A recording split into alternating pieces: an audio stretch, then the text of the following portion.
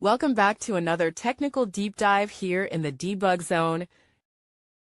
Today we're tackling a big question and breaking it down with insights from other users. Hopefully this clears up some misconceptions and helps you get the answer you need.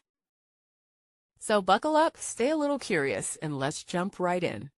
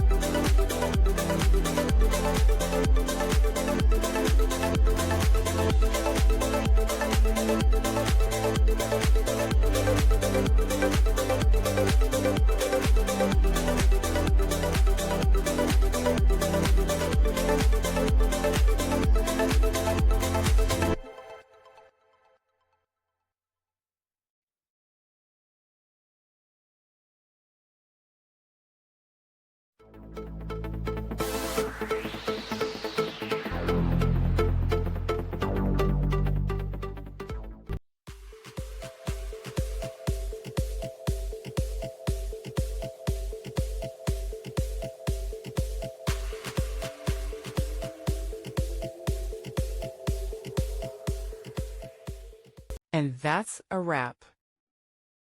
I hope you found the answer you were looking for. If you did, take a second to hit that subscribe button. It really helps out.